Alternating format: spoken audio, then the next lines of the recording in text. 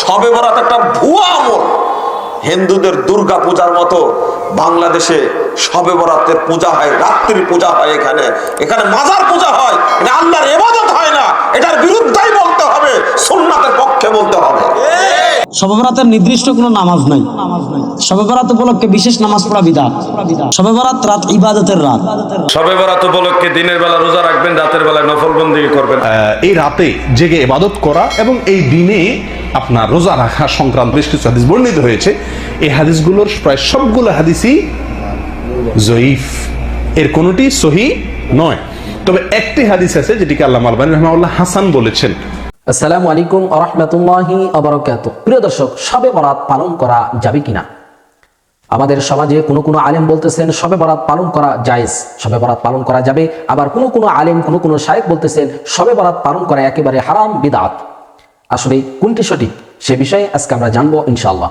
আজকে আমাদের বিশেষজ্ঞ প্যানেলে বাংলাদেশের বিজ্ঞ 6 জন আলেম রয়েছেন। এই 6 জন বিজ্ঞ আলেমের কাছ থেকে আমরা জানবো যে শবে বরাত পালন করা যাবে কিনা, ওই রাতকে কেন্দ্র করে ইবাদত করা যাবে কিনা সে বিষয়ে আজকে আমরা জানবো ইনশাআল্লাহ। আজকে আমাদের বিশেষজ্ঞ প্যানেলে যে সমস্ত আলেমরা রয়েছেন, 1 number Sheikh Muzaffar bin Mohsin, 2 number Mufti Alauddin Jihadi, 3 number Sheikh Abdur Razzak bin Yusuf, 4 number Mufti Rezaul Karim Abrar, 5 number doctor Abdullah Jahangir sir, 6 number Sheikh Ahmadullah. প্রিয় দর্শক, চলুন আমরা একে একে তাদের বক্তব্যগুলি শুনে আসি। আমরা শুরুতেই শেখ মুজাফফর বিন মহসিনের বক্তব্যটি শুনে আসি। শবে বরাত একটা ভুয়া আমল। হিন্দুদের দুর্গা পূজার মতো বাংলাদেশে শবে বরাতের পূজা হয়, রাত্রির পূজা হয়। এখানে এখানে মাজার পূজা হয়, এটা আল্লাহর ইবাদত হয় না। এটার বিরুদ্ধেই বলতে হবে, সুন্নাতের পক্ষে বলতে হবে। তুই মামলা করে কি করবে? এই রিসেন্ট একটা বই বের করেছে আমরা, এই যে প্রশ্নোত্তর আরকানুল ইসলাম, আলহামদুলিল্লাহ 600 পৃষ্ঠার বই, 1330টা প্রশ্ন আছে। 1330টা প্রশ্ন আছে। এর মধ্যে আকীদা সম্পর্কে, ওযু সম্পর্কে, সালাত সম্পর্কে, হজ, ওমরা, কুরবানি, যাকাত, যত প্রশ্ন সব এক জায়গায় করে দলিল ভিত্তিক প্রশ্নের উত্তরগুলো দেওয়ার চেষ্টা করেছে। এক বেদাতির হাতে এটা পড়েছে। বেদাতি ফোন দিয়েছে আমাকে সেই ফেনী থেকে, পড়ো, আগে পড়ে ইমানটাকে ঠিক করো। আল্লাহ রাব্বুল আলামিন সর্বত্র বিরাজমান, এই কথা মিথ্যা। আল্লাহ কোথায় আছেন? আরশের উপরে সমুন্নত। নবী মুহাম্মদ সাল্লাল্লাহু আলাইহি ওয়াসাল্লাম মাটির তৈরি, তিনি মারা গেছেন, এই কথাগুলো বলা আছে। ও পড়তে গিয়ে খেপে গিয়ে বলছে যে আমার তো মনে হচ্ছে আমার কোনো ঈমান নাই, আপনি তো ভুল লিখেছেন। আমি ভুল লিখেছি? আগে পড়তে থাকেন। আকীদা অধ্যায় পড়লে আপনার মনে হবে যে আমার মধ্যে কোনো ঈমান নাই।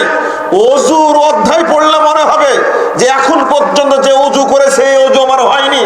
আপনি সালাত অধ্যায় পড়লে মনে হবে যত সালাতের মধ্যে ভুল আছে তাতে মনে হবে আপনি আজ পর্যন্ত যে সালাত আদায় করেছেন এই সালাত আল্লাহর আসমানে পৌঁছেনি। শবে বরাত উপলক্ষে দিনের বেলা রোজা রাখবেন, রাতের বেলায় নফল বন্দেগী করবেন। আরেকটা কাজ করবেন, লাইলাতুল বারাতের সন্ধ্যা রাত্রে অথবা সুবিধা মতো সময়ে মুরব্বীদের কবর জিয়ারত করবেন। এটা তিরমিজি শরীফের মধ্যে হাদিস আছে, আল্লাহ রাসূল নিজে কবর জিয়ারত করেছে। লাইলাতুল বারাতে, লাইলাতুন নিসফি মিন শাবানে দয়াল নবীজি নিজে কবর জিয়ারত করেছে। অতএব আমরাও শবে বরাতে কবর জিয়ারত করব কিনা? ওয়াহাবীরা যা বলুক, তাদের ফতোয়া তাদের পকেটের ভিতরে ঢুকাই দিবে। আমরা নবীর দল, আমার দয়াল নবী কবর জিয়ারত করেছে, আমরা কবর জিয়ারত করব। আমরা সাহাবীদের দল, সাহাবারা কবর জিয়ারত করেছে, আমরা কবর জিয়ারত করব। আমরা সুন্নি জামাত, সমস্ত আল্লাহর ওলিরা মাজার জিয়ারত করেছে, আমরাও মাজার জিয়ারত করব। ঠিক আছে? এরা ফতোয়া দেও, কারা ফতোয়া পকেটে ঢুকে দিবে। এই খয়রাতির দল সারা বছর পরের বাড়ি খায় না, ফতোয়া খোঁজে না, দলিল খোঁজে না। মানুষের খাওয়াইলে, মানুষের ভালো কাজ করলে অযথাই শুধু কিভাবে ফতোয়া দেওয়া যায়, বেদা। গত 2 বছর আগে দেখলাম একজন ফতোয়া দিল যে ঈদের সময় কুলাকুলি করা বেদাত, মুআনাকা করা বেদাত। আমি এটার হাকিকত খুঁজে পাই না। ঘটনা কি? এই মোল্লা কুলাকুলির বিরুদ্ধে লাগছে কেন? পরে দেখি এই মোল্লার ফেট বড়, এই জন্য এই মোল্লা ফতোয়া দিছে কুলাকুলি করা বেদাত। এই হইল জামানা, দলিল নাই, খালি বেদাত, ফতোয়া আছে। শবে বরাতে সম্ভব হলে প্রতিবেশীদেরকে, আত্মীয় স্বজনদেরকে মেহমানদারি করবেন, যতটুকু সামর্থ্য হয়। মেহমানদারি করবেন, এটা অবশ্যই মুস্তাহাব, জায়েজ আছে। প্রতিবেশী, আত্মীয় স্বজন বা মুমিন মুসলমানদেরকে যার যার তৌফিক অনুযায়ী খাবার দেওয়া এটা অবশ্যই সুন্নতে হাসানা, জায়েজ।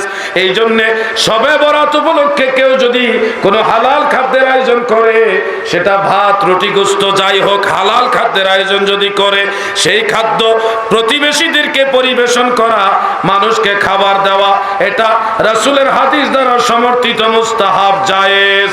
কি অবস্থা! মানুষকে খাবার দিলে এদের জ্বালা যন্ত্রণা উঠে যায়। আমি আপনাদের বলছি, ভাই ভাইকে খাবার দিবেন, সেটা শবে বরাতে দিতে পারেন, অন্য সময় দিতে পারেন, সব সময় মানুষ মানুষকে খাবার দিবেন, ভাই ভাইকে খাবার দিবেন, প্রতিবেশী প্রতিবেশীকে খাবার পরিবেশন করবেন।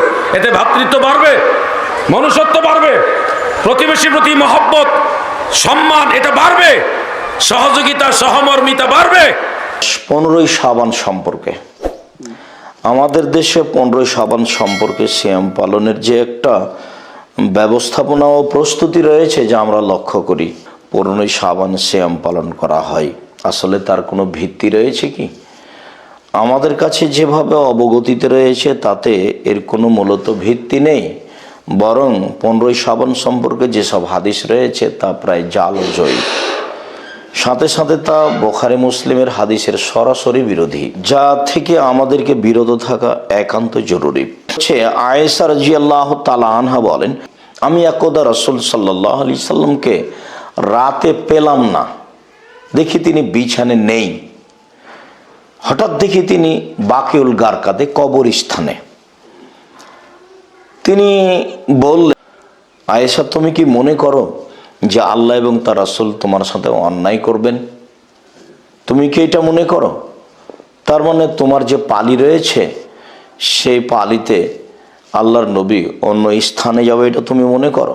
আয়েশা রাদিয়াল্লাহু তাআলা আনহা বলেন, আমি বললাম, হে আল্লাহর রাসূল, আমি মনে করলাম যে আপনি অবশ্য আপনার কোন স্ত্রীর নিকটে গেছেন। তিনি বলেন, দেখো, নিশ্চয় আল্লাহ তাআলা 15ই শাবানে প্রথম আকাশে নেমে আসেন, কাল বংশের ছাগলের লোমের সমপরিমাণ মানুষকে ক্ষমা করে।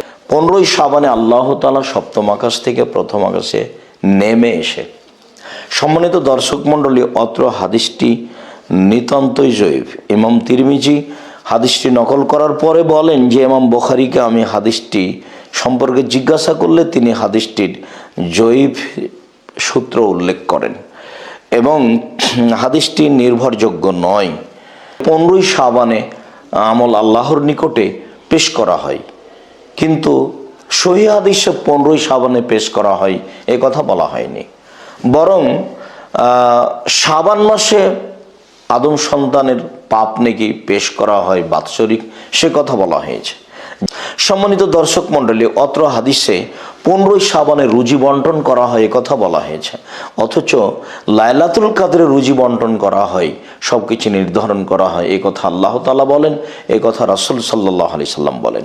তাহলে অত্র জাল হাদিসটি কোরআন এবং সহিহ হাদিসের সরাসরি বিরোধিতা করে, যার কারণে এই হাদিসের প্রতি আমল করতে হবে না, আমাদেরকে 15ই শাবানে সিয়াম পালন করতে হবে না। আসেন সম্মানিত দিনী ভাই বোন, আমরা সহিহ হাদিসের প্রতি আমল করার চেষ্টা করি, বরং 1 তারিখ থেকে 15 তারিখ পর্যন্ত সিয়াম পালনের চেষ্টা করি।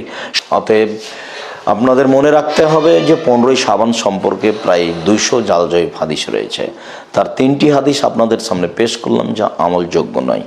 আসেন আমরা আপনাদেরকে অনুরোধ জানাচ্ছি, আপনারা সহিহ হাদিসের প্রতি আমল করতো। শাবানের 1 তারিখ থেকে নিয়ে 15, 20, 25 যার যতদূর সম্ভব সিয়াম পালন করার চেষ্টা করি।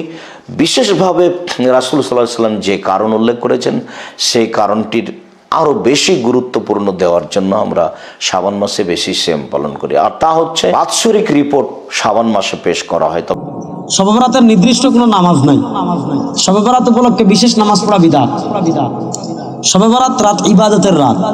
দেখেন, আল্লাহ আল্লাহ নবী সাল্লাল্লাহু আলাইহি ওয়াসাল্লাম বলেন, ইন্নাল্লাহা ইয়াত্তালিউ ইলা জামিই খালকিহি ফি লাইলাতিন নিসফি মিন শাবান। হযরত মুআয ইবনে জাবালের হাদিস, সহিহ ইবনে হিব্বানে এসেছে। আল্লাহ রাব্বুল আলামিন শাবান মাসের 14 রাত দিবাগত রাতে সব সৃষ্টির দিকে রহমতের দৃষ্টিতে তাকান। মুশরিক এবং বিদ্বেষকারী ছাড়া বাকি যারা আছে সবাইকে আল্লাহ ওই রাতে মাফ করে দেন। সনদ উত্তম।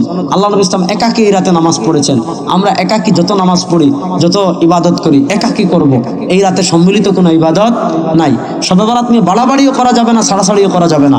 একদল বলে শবে বরাত নাই, এটা নিয়ে আমার সাথে ডিবেট হয়েছে, আপনারা দেখেছেন। আমি তাদেরকে স্বীকার করাতে বাধ্য হয়েছি যে শবে বরাত আছে। আমরা বাড়াবাড়িতেও নাই, ছাড়াছাড়িতেও নাই। শবে বরাত বলে আতশবাজি বা বিশাল কিছু এরকমও না। এই রাত্রে ভাগ্য নির্ধারণে এমনও না। শবে বরাত একটা গুরুত্বপূর্ণ রাত। এই রাত্রে আল্লাহ মাফ করে দেন আমাদেরকে, আল্লাহ রহমতের দৃষ্টিতে তাকান। নিসফে শাবানের রাত্রিতে, মধ্য শাবানের রাত্রিতে আল্লাহ তাআলা বান্দাদের গুনাহ মাফ করে, এটা সহিহ হাদিস। আল্লাহ তাআলা মধ্য শাবানের রাত্রিতে তার বান্দাদের দিকে দৃষ্টিপাত করেন। তখন তিনি দুই শ্রেণীর মানুষ ছাড়া সকল শ্রেণীর সৃষ্টিকে মাফ করে দেন। যাদের ভিতরে শিরক আছে এবং যাদের ভিতরে হিংসা আছে, এই হিংসা এবং শিরক যাদের আছে তাদের ছাড়া বাকি সকল মানুষকে আল্লাহ মাফ করে দেন। এ ব্যাপারে সহিহ হাদিস পাওয়া যায় না, কিছু জয়ীফ হাদিস আছে। দুটো আমল পাওয়া যায় জয়ীফ হাদিস দ্বারা, বা তিনটে আমল পাওয়া যায়। একটা হলো কবর জিয়ারত, আর একটা হলো দোয়া, আর একটা হলো সালাত। এই বিষয়ে যতগুলো হাদিস আছে সবই জয়ীফ। তবে যেহেতু এই রাত্রের ফজিলত সহি, এই রাত্রে কেউ যদি অন্যান্য রাতেও তাহাজ্জুদ পড়ে, এই রাত্রে একটু কিছু বেশি পড়েছে, অন্যান্য রাত্রেও দোয়া করে, এই রাত্রে বেশি করেছে, এটা অনেক আলেমই মুস্তাহাব, জায়েজ, বৈধ, সুন্নতের ভিতরে থাকবে বলে মত প্রকাশ করেছেন। আমরাও মনে করি যদি কেউ ব্যক্তিগতভাবে এই রাত্রিতে দোয়া করে, এটা নাজায়েজ হবে না, ইনশাআল্লাহ বিদআত হবে না।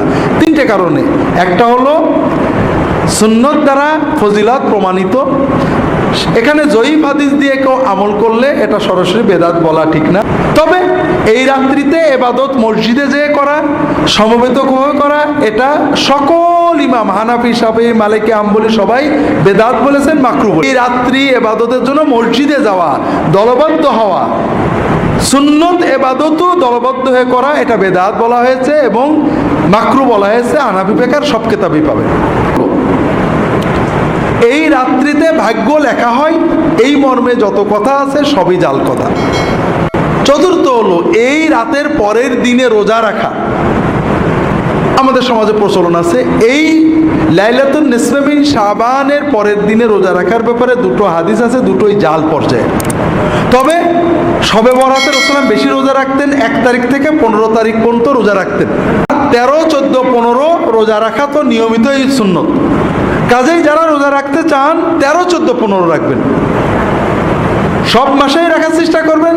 শাবানে যেহেতু রাসূল বেশি রাখতেন, আপনারা রাখতে পারেন। রাতে জেগে ইবাদত করা এবং এই দিনে আপনার রোজা রাখা সংক্রান্ত বেশ কিছু হাদিস বর্ণিত হয়েছে। এই হাদিসগুলোর প্রায় সবগুলো হাদিসই জয়ীফ, এর কোনোটি সহি নয়। তবে একটি হাদিস আছে যেটিকে আল্লামা আলবানী রাহিমাহুল্লাহ হাসান বলেছেন, অর্থাৎ ভালো, জয়ীফ না। শাবানের মধ্য শাবান রাতে, যেটাকে আমরা শবে বরাত বলি, আল্লাহ সুবহানাহু ওয়া তাআলা বান্দার দিকে দৃষ্টিপাত করেন, নজর দেন এবং সব মানুষকে সাধারণ ক্ষমা ঘোষণা করেন এই রাতে, 2 শ্রেণীর লোক ছাড়া, মুশরিক আর হিংসুক বা ঝগড়াটে লোক। মানুষের সাথে ঝগড়া ফাসাদ করে, কারোর সাথে সম্পর্ক ভালো থাকে না, অথবা হিংসুটে, এই টাইপের লোক এবং মুশরিক, এই 2 শ্রেণীর লোক ছাড়া আর সব লোককে আল্লাহ তাআলা সাধারণ ক্ষমা ঘোষণা করেন। এই হাদিসটিকে আল্লামা আলবানী রাহিমাহুল্লাহ হাসান বলেছেন।